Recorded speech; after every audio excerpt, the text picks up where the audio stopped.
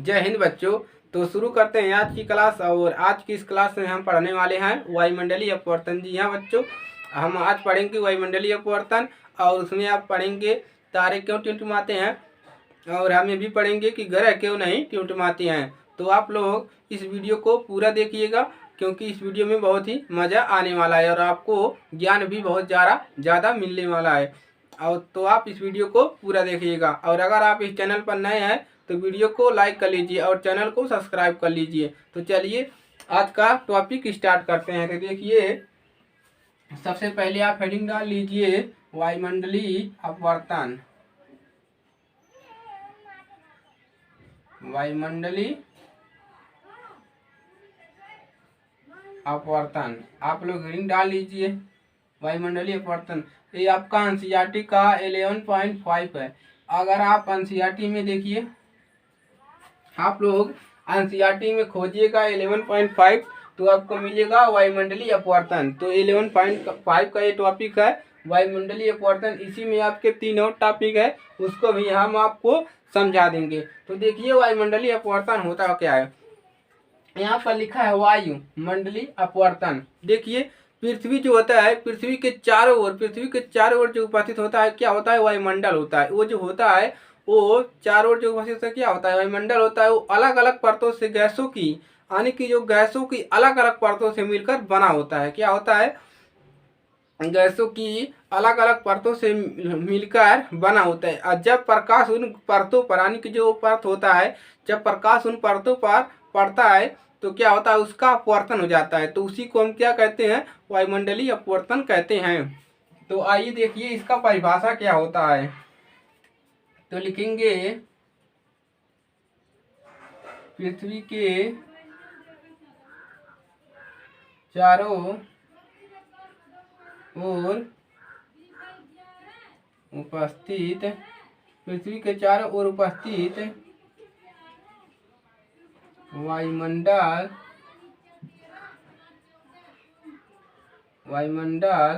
क्या है, गैसों, वायुमंडल गैसों के अलग अलग, कैसा, अलग अलग परतों से बनी है। क्या होती है, देखिए, पृथ्वी के चारों ओर उपस्थित वायुमंडल गैसों की अलग अलग परतों से मिलकर क्या होती है, बनी होती है। अलग अलग परतों से मिलकर बनी होती है। अब जब प्रकाश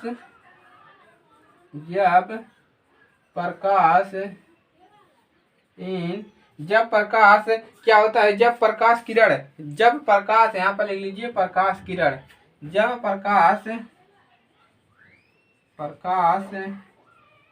यहाँ पर लिखे हैं, जब प्रकाश किरण, क्या लिखेंगे, किरण, जब प्रकाश किरण इन परतों से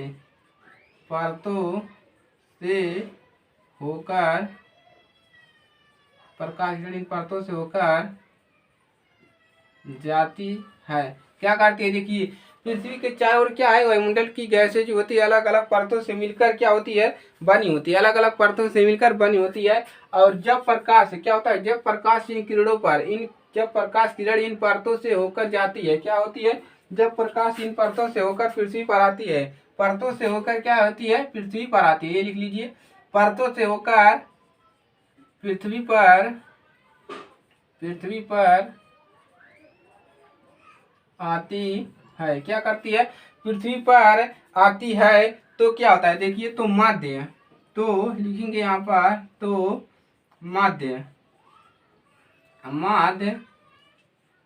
अलग अलग, माध्य जो होता है अलग अलग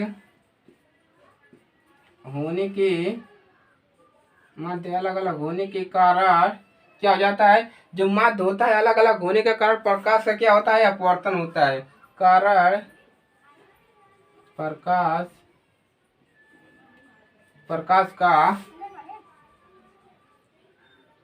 का जो क्या होता है, अपवर्तन होता है। प्रकाश का अपवर्तन होता है, जिसे हम क्या कहते हैं, वायुमंडलीय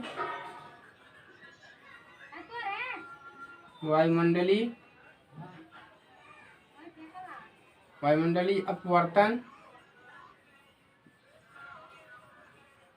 कहते हैं। क्या कहते हैं हम इसको? वायुमंडलीय अपवर्तन कहते हैं। समझिए इसको।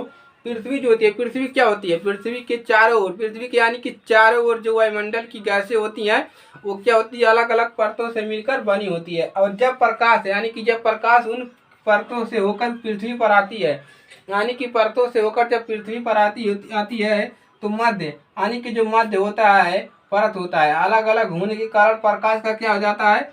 अपवर्तन होता है, जिसे हम वायुमंडलीय अपवर्तन कहते हैं। तो जो उनकी परतें होती है अलग अलग होने के कारण, तो प्रकाश का क्या हो जा रहा है? यहाँ पर प्रकाश का आपका अपवर्तन हो जा रहा है। तो उसी को हम क्या कहते हैं? वायुमंडलीय अपवर्तन कहते हैं। तो आप लोग इसको नोट कर लीजिए और हम आगे बढ़ते हैं।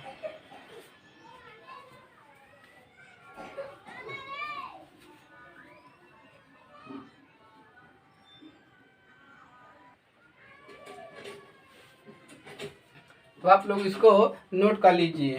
हम इसको मिटा रहे हैं। अब देखिए अगला टॉपिक आपका जो है वो है आपका क्या? तारे क्यों टिमटिमाते हैं। अब हम ये जानेंगे कि तारे क्यों टिमटिमाते हैं। तो आप लोग इसको नोट कर लीजिए। आप लोग इसको साथ साथ में नोट कीजिए, साथ साथ में इसको समझते चलिए और आप लोग इसको नोट करते चलिए। आप लोग को समझ में आ ही गया होगा कि जो होता है वायुमंडलीय अपवर्तन क्या होता है। तो आप देखिए इसमें आप हेडिंग डालिए, तारे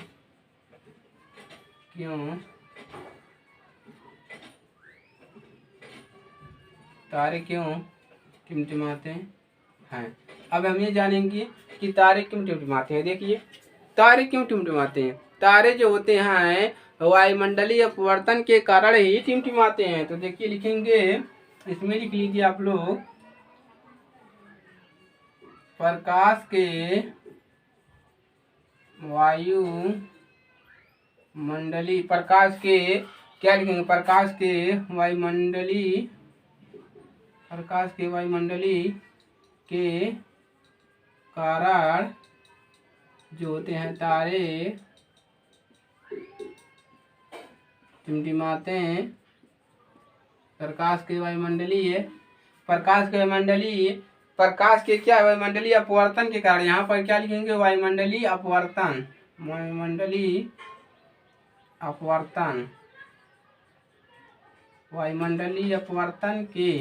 वायुमंडलीय अपवर्तन के कारण तारे टिमटिमाते प्रतीत होते हैं।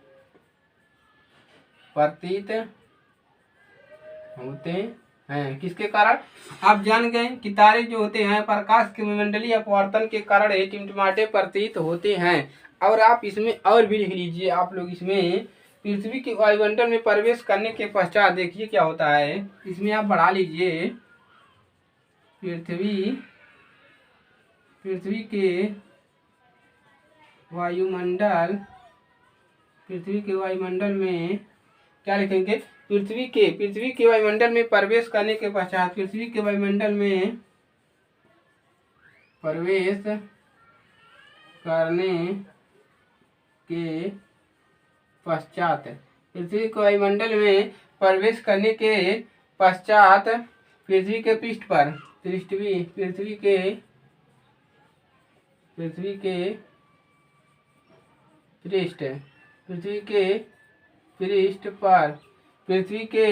पृष्ठ पर पहुंचने तक, पृथ्वी के पृष्ठ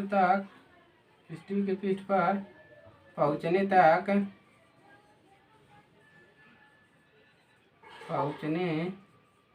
तक जो देखिए पृथ्वी के वायुमंडल में प्रवेश करने के पश्चात पृथ्वी के पृष्ठ तक पहुंचने तक क्या होता है? जब पृथ्वी के पृष्ठ तक पहुंचने तक तारे का क्या होता है? तारे का जो होता है, तारे का प्रकाश से अपवर्तन होता रहता है। क्या कहेंगे? तारे का जो प्रकाश होता है, तारे का जो होता है प्रकाश निरंतर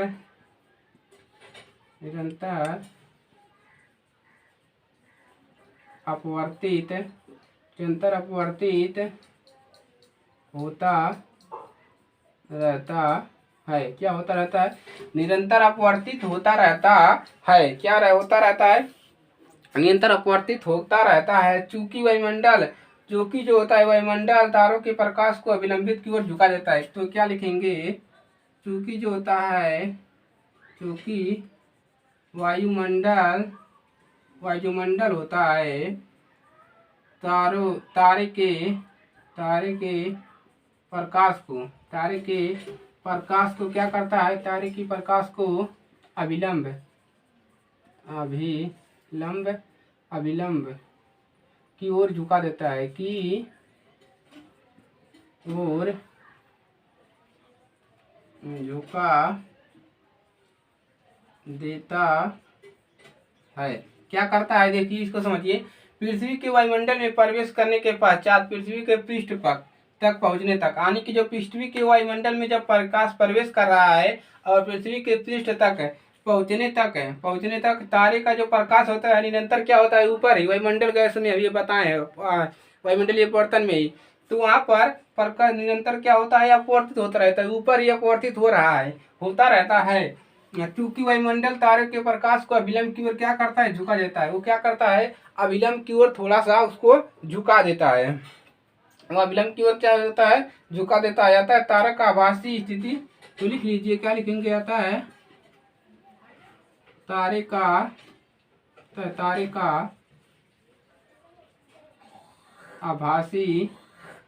आभासी स्थिति, तारे का आभासी स्थिति जो होता है, तारे का आभासी स्थिति उसकी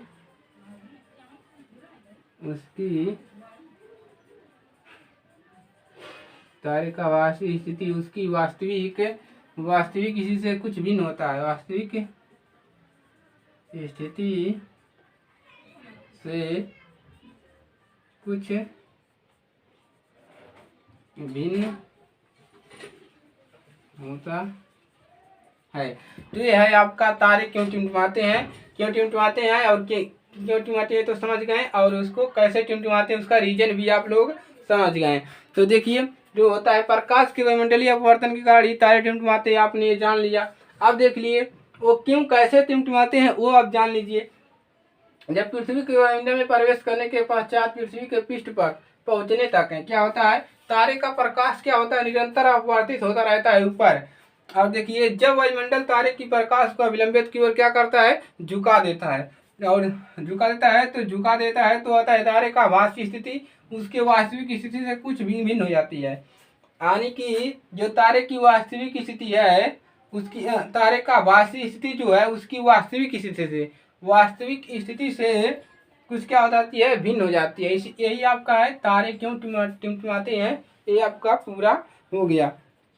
अब आप लोग इसको नोट कर लीजिए। ये आपके 4 नंबर के क्वेश्चन है। ये भी है कितने, 4 अंक, ये भी कितने हैं, 4 अंक। आप लोगों को इतना लिखना है, आपको 4 नंबर पूरे मिलेंगे। 4 नंबर के ये प्रश्न है, आपको इसको तैयार करना है। आपको चाहे जैसे इसको रट्टा मार के समझ करके तैयार करना है। देखिए रट्टा नहीं मारना पड़ेगा। अगर आप लोग वायुमंडलीय अपवर्तन जानते हैं तो देखिए जो यहाँ से यहाँ तक लिखाया गया है ये आपका वायुमंडलीय अपवर्तन से ही निर्धारित है। सिर्फ इतना है, देखिए ये सब वायुमंडलीय अपवर्तन के कारण ये तारे टिमटिमाते हैं। तो आप लोग इसको कर लीजिएगा। अब आप लोग इसको नोट करिए, हम आगे की बढ़ते हैं। देखिए अब अगला टॉपिक आपका है। अब देखिए आप कहेंगे तारे तो टिमटिमा रहे हैं, अब ग्रह क्यों नहीं टिमटिमाते हैं, आप लोग पूछेंगे भाई। तो ग्रह क्यों नहीं टिमटिमाते हैं, आइए देखते हैं कि ग्रह क्यों नहीं टिमटिमा रहा है। उसको भी टिमटिमाओ भाई। देखो ग्रह को भी टिमटिमा दें। देखो ग्रह क्यों नहीं टिमटिमाते हैं, तो आप लोग देखिए इसमें लिंक डाल लीजिए। ग्रह क्यों नहीं टिमटिमाते हैं।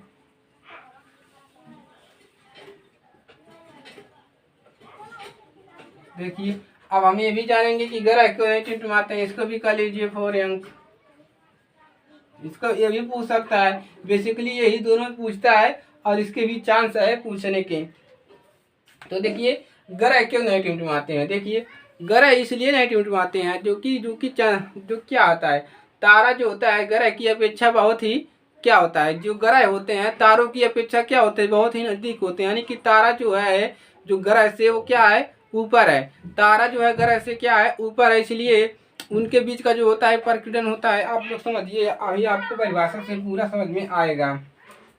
तो आप लोग लिख लीजिए, ग्रह तारों की अपेक्षा, ग्रह तारों की अपेक्षा पृथ्वी के, ग्रह तारों की अपेक्षा पृथ्वी के बहुत, पृथ्वी के बहुत पास है। क्या लिखेंगे, ग्रह तारों की अपेक्षा क्या है, पृथ्वी के बहुत पास है, और इसके इन्हें विस्तृत स्रोत भी माना जा सकता है, और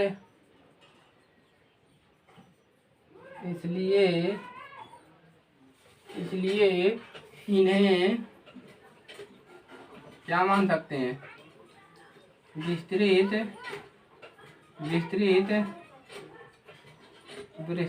स्रोत के भांति भी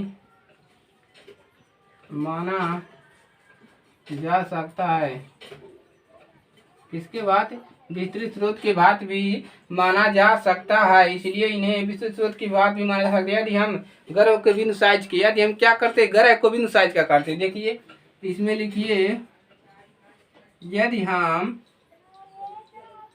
हम ग्रह को क्या कर दे, बिंदु साइज का, बिंदु साइज, यदि हम ग्रह को बिंदु साइज का, यदि हम ग्रह को बिंदु साइज के, बिंदु साइज का प्रकाश, बिंदु साइज का प्रकाश, बिंदु साइज के अनेक प्रकाश, बिंदु साइज के अनेक प्रकाश, बिंदु साइज के, यदि हम क्या कर रहे हैं, यदि हम ग्रह को बिंदु साइज के अनेक प्रकाश स्रोत को, अनेक प्रकाश स्रोत का संग्रह मान लें, अनेक प्रकाश स्रोत का संग्रह मान लें, संग्रह मान ले। अभी आपको ये परिभाषा क्लियर हो जाएगा। अभी अब देखिए, आप लोग समझिए, साथ साथ आप लोग लिखते चलिए। तो क्या कर लें, सभी बिंदु साइज के प्रकाश के स्रोत को हम क्या कर लें, यानी कि मान ले, तो सभी बिंदु मान ले, तो क्या हो जाएगा, मान ले तो सभी बिंदु साइज, सभी बिंदु साइज के प्रकाश, सभी बिंदु साइज के प्रकाश, बिंदु साइज के प्रकाश स्रोत, बिंदु साइज के प्रकाश स्रोत हमारी आंखों, बिंदु साइज का प्रकाश स्रोत हमारी नेत्र में, नेत्र में लिख सकते हैं, ये आंखों में लिख सकते हैं, लिख लीजिए नेत्र में, हमारी नेत्र में प्रवेश, हमारी नेत्र में प्रवेश प्रकाश की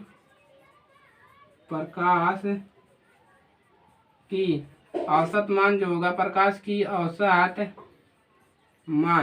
मान क्या होगा, शून्य होगा। क्या होगा, औसत मान जो होगा शून्य होगा। और इसी कारण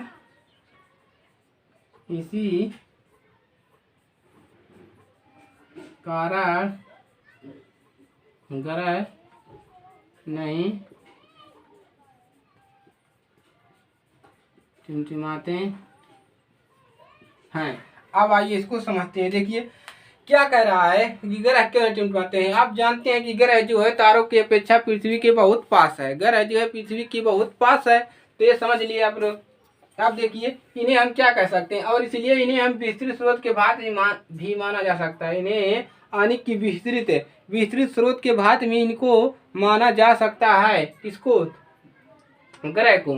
अब देखिए क्या कहते हैं, यदि हम ग्रह को बिंदु साइज के अनेक प्रकाश स्रोत का संग्रह मान ले, यानी जो आपका ग्रह है, जो विस्तृत ग्रह है आपका, उसको हम क्या मान ले, एक बिंदु साइज का, यानी कि क्या है, एक बिंदु साइज का मान ले, बिंदु साइज का मान ले, बिंदु साइज का स्रोत मान ले, तो सभी बिंदु साइज के प्रकाश स्रोत है जो सभी बिंदु साइज के जिसको हमने माना है बिंदु साइज का प्रकाश स्रोत है, वो जो होगी हमारी आंखों में, हमारे नेत्र में प्रवेश प्रकाश की औसत मान जो होगा क्या हो जाएगा, जो हमारी, अगर हम इसको मान लें बिंदु साइज का, तो जो उस पर प्रकाश पड़ के आ रहा है वो हमारी नेत्र तक यानी कि आंखों तक, उसका औसत मान क्या हो जाएगा, शून्य हो जाएगा। उसका औसत मान जो होगा वो शून्य होगा। इसीलिए इसी कारण तारा ग्रह जो है टिमटिमाता नहीं है। क्या कहेंगे कि इसी कारण जो है ग्रह नहीं टिमटिमाते हैं। तो यही आपका है रीजन, ग्रह क्यों नहीं टिमटिमाते हैं। और देखिए ये आपके 4 नंबर के क्वेश्चन थे, और अगर आप इसको तैयार करते हैं इसमें से कोई भी क्वेश्चन पूछ सकता है, आपका एक कन्फर्म है। इस तीनों में से आपका एक क्वेश्चन आपका कन्फर्म है, उसको पूछ सकता है। तो आज के लिए सिर्फ इतना ही। देखिए आप लोग इसको तैयार कर लीजिए, आप लोग इसको नोट कर लीजिए, इसका स्क्रीनशॉट भी ले सकते हैं।